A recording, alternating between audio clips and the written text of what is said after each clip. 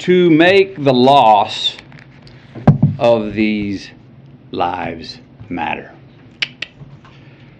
My wife and I, Camilla, we spent most of last week on the ground with the families in Uvalde, Texas. We shared stories, tears, and memories. The common thread, independent of the anger and the confusion and the sadness, it was the same.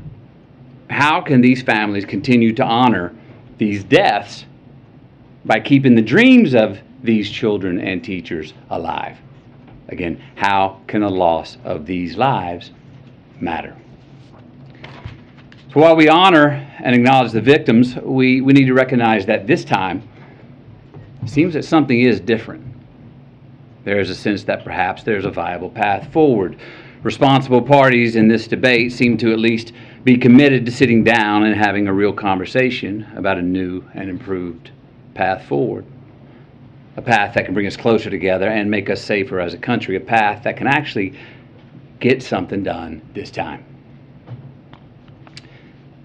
Camilla and I came here to share my stories from my hometown of Uvalde. Came here to take meetings with elected officials on both sides of the aisle. We came here to speak to them, to speak with them, and to urge them to speak with each other. To remind and inspire them that the American people will continue to drive forward the mission of keeping our children safe. Because it's more than our right to do so, it's our responsibility to do so. I'm here today in the hopes of applying what energy, reason, and passion that I have into trying to turn this moment into a reality. Because as I said, this moment is different. We are in a window of opportunity right now that we have not been in before. A window where it seems like real change can happen. Uvalde, Texas is where I was born.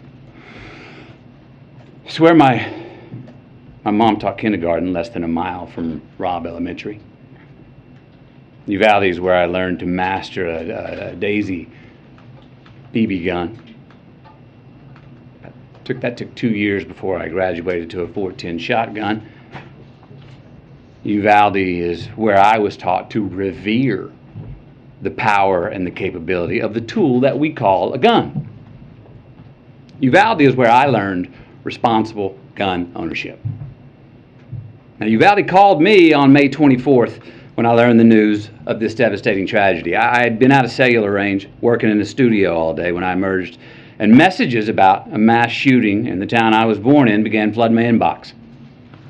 In a bit of shock, I drove home, hugged my children a bit tighter and longer than the night before, and then the reality of what had happened that day in the town I was born in set in.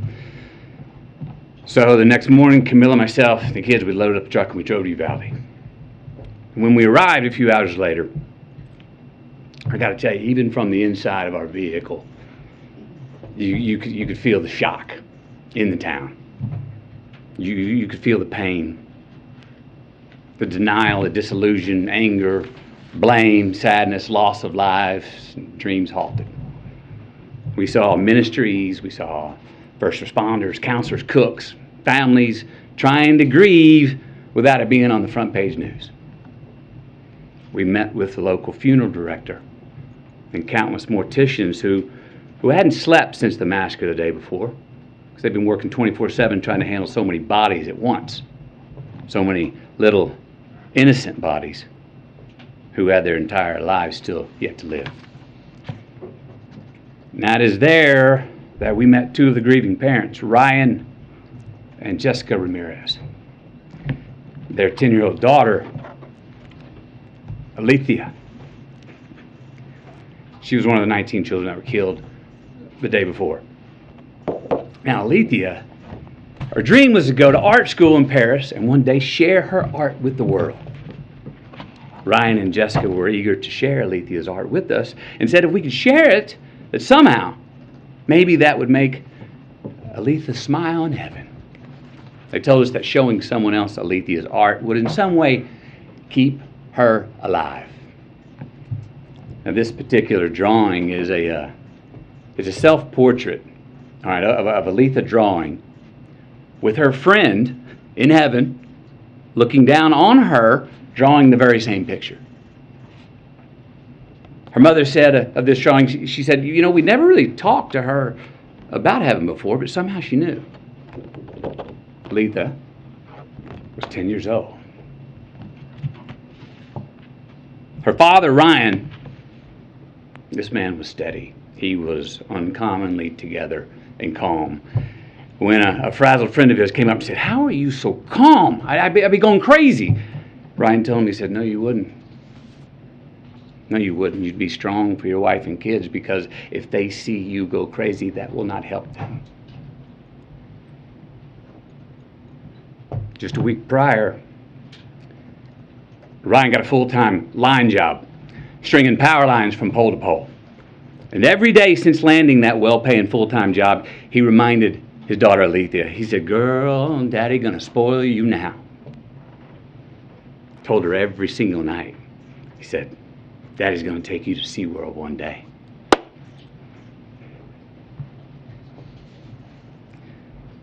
But he didn't get to spoil his daughter. Alethea, she did not get to go to SeaWorld. We also met Anna and Danila, the mom and the stepdad of 9-year-old Maite Rodriguez. Now, Maite wanted to be a marine biologist. She was already in contact with Corpus Christi University of A&M for her future college enrollment. 9 years old. Maite cared for the environment so strongly that when the city asked her mother if they could release some balloons into the sky in her memory, her mom said, "Oh, no. Maite wouldn't want to litter." Maite wore green high-top Converse with a heart she had hand-drawn on the right toe because they represented her love of nature. Camilla's got these shoes. Can you show these shoes, please? Wore these every day. Green Converse with a heart on the right toe. These are the same green Converse on her feet that turned out to be the only clear evidence that could identify her after the shooting. How about that? Maite wrote a letter. Her mom said if Maite's letter could help someone accomplish her dream, that then her death would have an impact. And it would mean her dying had a point and wasn't pointless. That it would make the loss of her life matter. The letter reads, "Marine biologist, I want to pass school to get to my dream college. My dream college is in Corpus Christi by the ocean. I need to live next to the ocean because I want to be a marine biologist. Marine biologists study animals and the water. Most of the time I will be in a lab. Sometimes I will be on TV."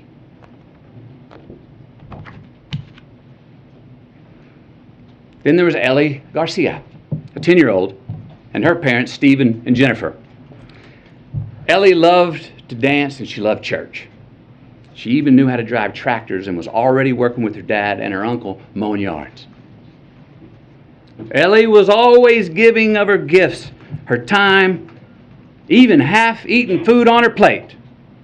They said around the house, we called her the Great Regifter. Smiling through tears, her family told us how Ellie loved to embrace, said she was the biggest hugger in the family. Now, Ellie was born Catholic, but had been going to Baptist church with her uncle for the last couple of years. Her mom and dad were proud of her because they said she was learning to love God no matter where.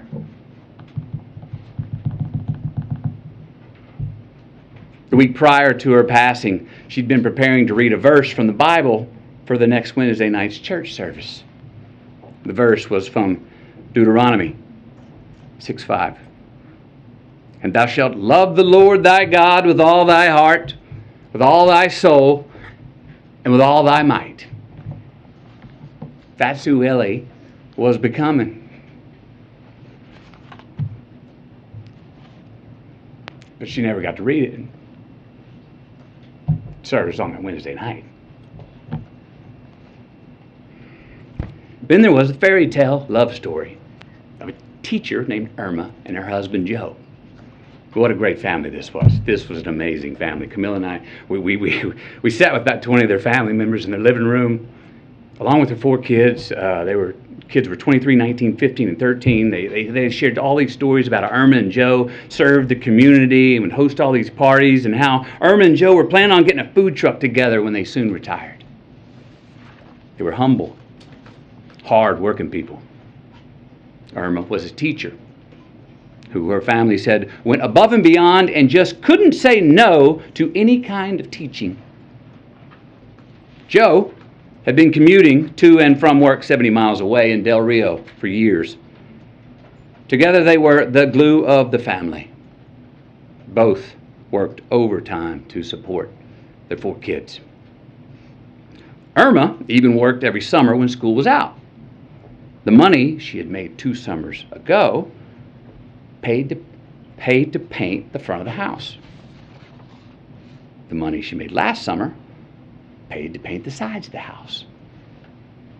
This summer's work was going to pay to paint the back of the house. Because Irma was one of the teachers who was gunned down in the classroom. Joe, her husband, literally died of heartache the very next day when he had a heart attack.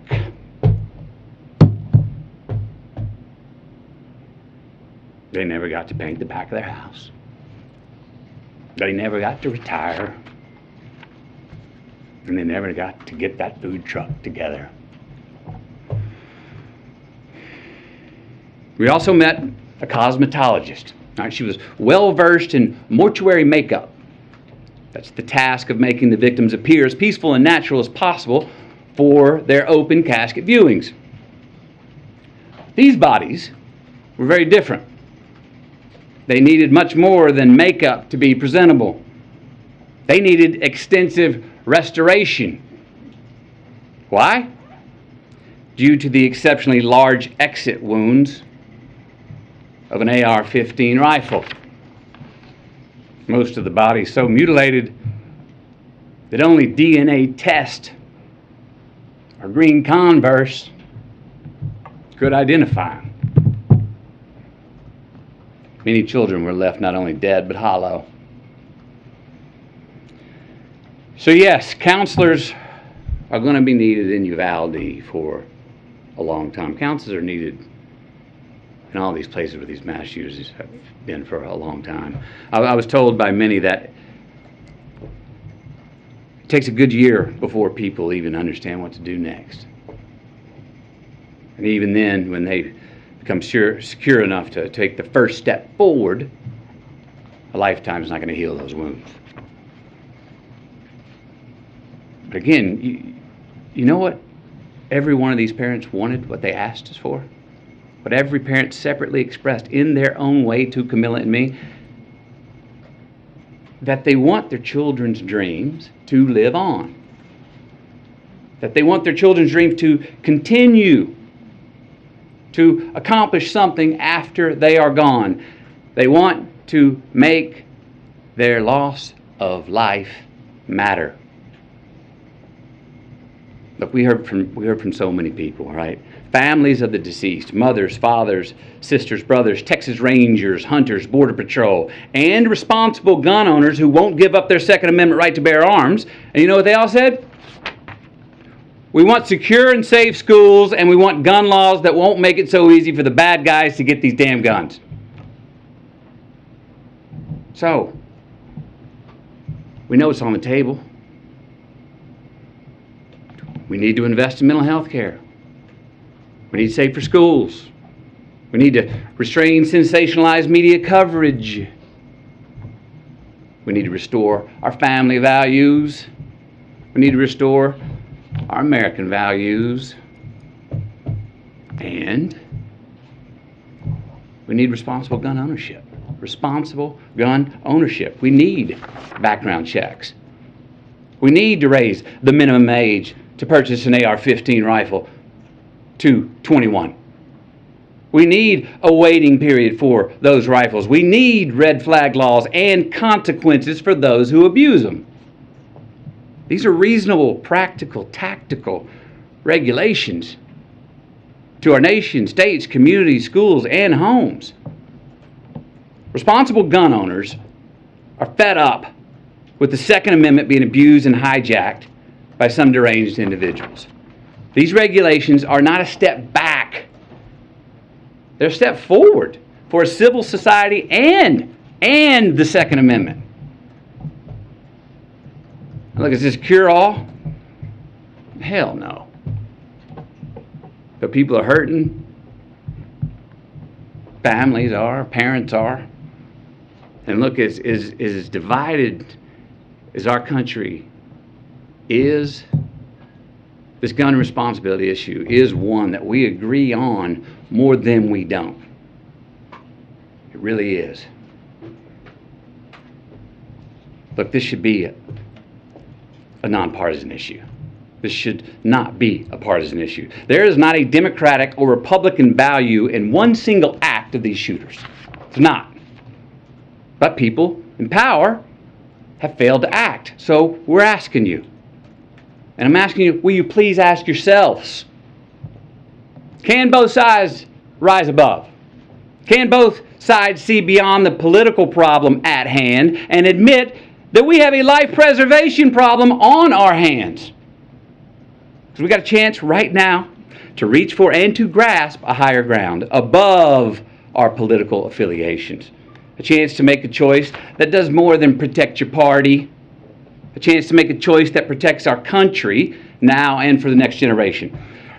We've got to take a sober, humble, and honest look in the mirror and rebrand ourselves based on what we truly value. What we truly value. We've got to get some real courage and honor our immortal obligations instead of our party affiliations. Enough with the counterpunching.